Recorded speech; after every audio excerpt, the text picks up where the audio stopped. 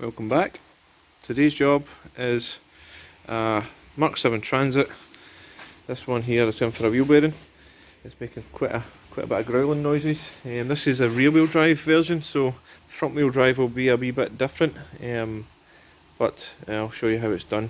So the first thing I'm going to do is take the wheel cover off, jack it up, remove this wheel and see what's going on. Now that the wheel cover's been removed, so we can get access to this. What to do is there's a little kind of cover here and a split pin. So all I've done with that there is just straightened out the end of the split pin. And you just want to knock it through, like so. And then that'll give you access to that bolt. It's important that you do this while it's still on the ground. That way, if it was off the ground and you try and turn that, it will turn the whole wheel and make it an absolute nightmare. So just do it while it's still on the ground, just crack it off. So that one there is a 36mm. So this will be really tight, so get yourself a big bar, similar to this one. Possibly you might need to put like a pole or something on the end of it. Essentially the longer the bar, the more leverage you can put into it and the more power you can get into it as well. So I'm just going to crack this one off. I'm not going to remove it at this stage, I'm just going to crack it off just so it's easier to take off when the wheel's actually in the air. That was pretty tight. I can't remember off the top of my head what the torque setting on that was. But I got the bar like so, got my boot, jumped on it a few times and it got it to move. So I'm happy that that is freed up, so I can move on to jacking the vehicle up and removing the wheel.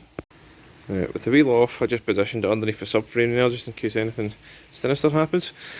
This should be what you're faced with.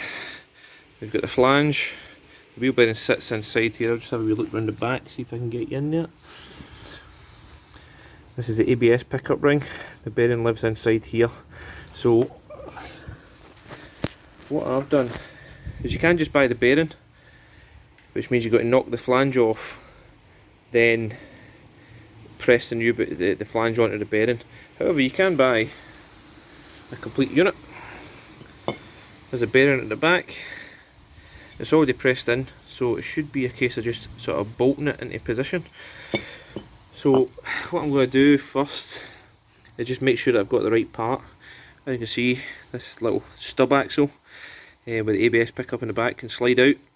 So I'm just going to, before I even bother removing anything else, I'm just going to take this stub axle out and just see if it fits inside this hole.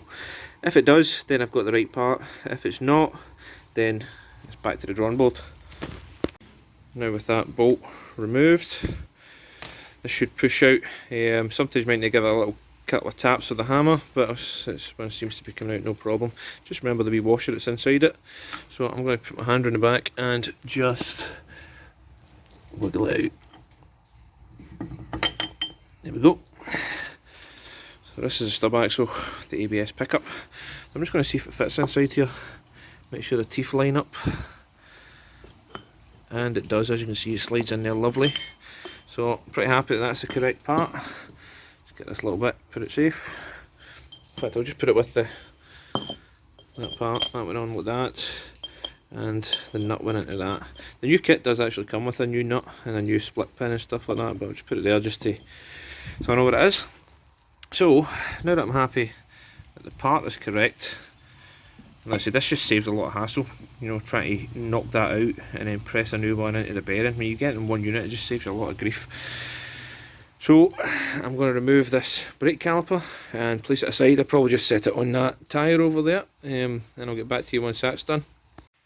Okay, so my original plan was to remove the caliper complete with the carrier by removing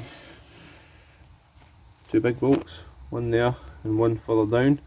But these are absolutely solid and stuck in there, so I'm mildly concerned that they might shear off inside this hub here. So I'm just going to move the caliper out the way first. So top and bottom bolts, these again are really tight, but I managed to crack them off. So I'm going to move this caliper and I'm going to get a bungee cord and just hang it up here, just so it's out of the way. There we are, just like that. I've just unbolted it, hooked it up here just so it's out of the way, because I'm going to be swinging a hammer about down here. I don't want to get damaged. So I'm just going to remove these brake pads out of the way, and then basically concentrate on that bolt and one underneath it. You see I've worked on that one quite a bit and I got it out. So I'm just going to keep persevering with these, back and forward to try and get them out. So we'll see where that takes me. Right, I managed to get one bolt off complete. Put up quite a bit of a fight, but I got it. And the top bolt sheared. So that's not what I wanted to happen. Now I've got an issue putting this back together. So that there, it's pretty stuck. I've not got much of a head left on it. Don't know what I'm going to do with that at the moment. I might need to go to the scrapyard and get another carrier, but I'll persevere and see what else I can get done on here. So hopefully that doesn't happen to you. So that's an absolute gutter, but we shall carry on. So the wheel bearing itself, if you look at this new one, see there's bolt holes in here, little Torx bits in here. So to access them, what you've got to do is line up, so you can see there's one right there. There's holes in the flange here. So you want a long T50 Torx and get a good one. Cheap ones tend to snap, so these are going to be tight and stuck in there. So get a long T50 Torx, stick it on there and then hammer it right in, and hopefully you're cleaning up the little teeth and stuff like that. Get a good bite onto the nut and crack them off. I think there's 5 of them on here. Something like that you're after. I'm not quite sure, about 100mm, something like that. So T50, you put it in the hole, locate the screw on the back of it. Let's see if we can find one. There's one right there. So you put it on like that, and then what you want to do is basically hammer it in and make sure that there's got a nice tight bite on it. Right, I managed to remove all 5 of those bolts. However, another bastard snapped on me, so hopefully that's not going to give me too much trouble. I've got new bolts with the kit, but still need to get the stud out. So there really should be nothing holding this in other than a layer of rust and a tiny bit of interference fit as it goes into the sort of opening in the hub. So basically just need to whack it with a mallet. These things either come off with a couple of, you start moving after a couple of hits, or you could be there swinging a sledgehammer for hours. So given that it's been putting up a fight so far, I'm imagining this is going to be pretty tough. So I'm just going to start whacking it with my hammer. I'm going to try just hitting it behind here first. Where are we? There. Hitting it back there and see if I can get any movement from it. But worst case scenario, what I'm going to have to do is just hit the back of the disc. Yeah, ideally I'm not wanting to do that because it'll obviously put dents and damage to it, but the discs aren't in that great a condition anyway. But I'll try it from hitting it from the bearing first and see where that takes me. That didn't put up too much of a fight at all. Give it a couple of whacks and I could start to see the gap appearing right here. So that tells me that is, there we go, see it's loose. So I just need to keep working it, and that should just pull out in that direction. And she's off. As you can see, the little bolt that I snapped. I need to try and do something with that. So I'm going to give this a wee clean with a wire brush in here. And the next step would be, I need to remove the disc from the flange, and that's where these 13mm bolts come in handy. So I need to crack them off.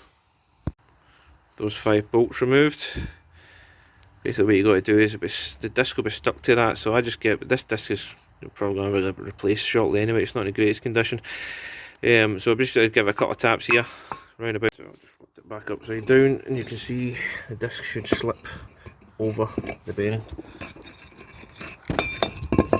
Might take a little bit of wrestling, but you'll get it.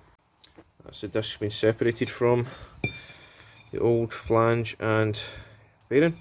So the reason why you see now why I got that whole assembly there is because if I was just to renew the bearing, I would then have to you know, push this out and whatnot, and inevitably it leaves one of the races on there, and you've got to grind it off and all that kind of messing about. Whereas, just get the whole unit, save yourself a lot of grief. So now it should be on the rebuild, the easy bit, but we're going to try and get this out. So I'm just going to use a pair of Stilsons or a pair of footprints. As you can see, I'm soaking it in WD-40 front and back. There's a wee bit that you can get to just at the back there, just try and get as best we can. I might even get the blowtorch on that and get a bit of heat. The problem is the ABS sensor's right there, so I don't want to put too much heat on it. So hopefully a lot of WD-40, let it sit for a while, and the Stilsons hopefully can grip at the top of that and get that off, and that's my biggest issue. As for the brake carrier, I've just been on the phone to a mate of mine who's the yard next door, and he's usually got transits that he's braking, so I've just spoke to him and he's going to come along and hopefully he's got another carrier for me. So I'm not going to attempt to get this just now. If I can get another carrier, I can put this back together and get the customer back on the road. Well, that was an absolute bastard. That one right there. I tried the Stilsons, tried the footprints. What else did I do? Also tried welding a nut onto the top of it. Tried heat. Tried WD-40. Tried a cold chisel and a hammer. Nothing was budging this thing, so I had to break out the drill. Drilled it out. So I drilled it out with an 8mm. It's slightly smaller than the actual, it's an M10 nut. So I drilled it with an 8mm. And then just sort of widened it a little bit, and then ran the M10 by 1.5 die down there, tap, and that seems to be fitting nicely now. So after all that carry on, 3 hours later, I should be building this back up. So the first job I've got to do is reattach the brake disc on here. So as you can see, the sort of shape, that should slide right over the top there.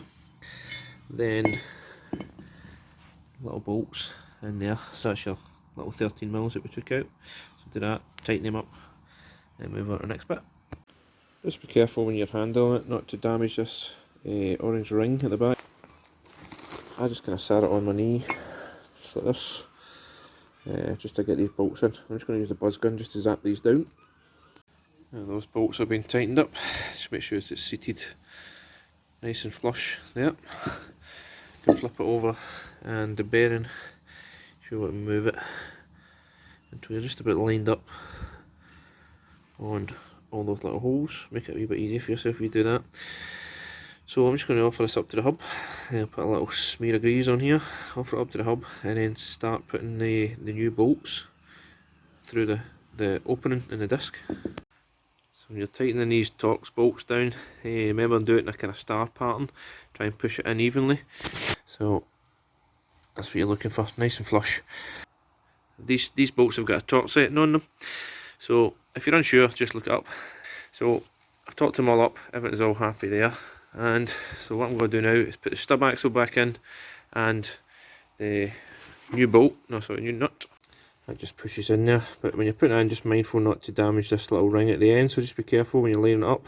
It should just push right in. At the front I've got that little washer. That's it. Little washer and the new nut. Oh, that's not a new nut. That's a new nut. So here's the original carrier with the snap bolt on it. This is the one I got off the guy next door. So I'm just going to give us a wee clean up, and I'll transfer the slide pins from this one to that one. As you can see, this one was pretty tight coming off as well, so the guy didn't want to go any further with that. So hopefully it'll get back in with not too much trouble. Oh no, another problem. You can see the little square bit here, and this one's rounded, so the pad doesn't fit in there. Great. So I need to have a think about this one. So same idea with this one. Tried heat, didn't work. Tried chapping it with a cold chisel, didn't work. I'm having to drill it out, as you can see, all over the floor. But the problem is, I don't have a tap. Quite, it's an M14 or something like that. So what I've had to do is make it an M12, and I'm going to have to put a bolt through there, just a temporary one. This will get this thing just moving. Another caliper bracket in the morning. So, not ideal, but it'll get this thing mobile in the meantime. So you can see what I've had to do.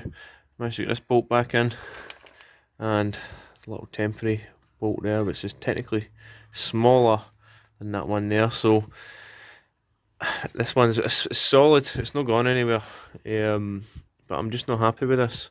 So I'm going to get a new caliper carrier in the morning, but in the meantime this will get the guy down the road, and I can fix it properly tomorrow. But these are the things you've got to do. This is the things that people don't show you in any other videos. All the shite you've got to deal with. So that's back together. Put the two bolts in, caliper, top and bottom. I've just sort of triple checked all those bolts there just to make sure that is actually solid. And it is. I can pretty much swing off the bolts. So I'm happy with that at the moment. So I'm going to put the wheel on and then drop the vehicle down, and then I'm going to tighten this nut. There will be a torque setting on this nut, but if you just want to look it up on the internet, you should be able to find out what it is. That's the wheel on, nuts tightened up, dropped it on the ground, and torqued this up. The last thing I do, put this little cover on and tap the new split pin through. Well folks, it's the next day, or the next evening even, and today I went to the scrapyard and got a new brake carrier. So complete with nice bolts. And I just took these ones as well. I don't need these, but they can go in my spare bolt box. But hopefully this will sort the problem once and for all. And we can get this gentleman back on the road, safe in the knowledge that his vehicle is tip top. So let's get this started and get this wheel off again. The vehicle jacked back up again. The wheels have been removed, and I've turned it full lock to the left, just so it just springs it out and it gets a bit easier for it to see. So this has got to come back off, the two bolts on the caliper, and then I should be able to see the carrier there. So that's the caliper out of the way, and I've just sort of hooked it in that little hole in the wishbone there, so it's quite happily there. So I'm going to remove these pads and then get down to the real work.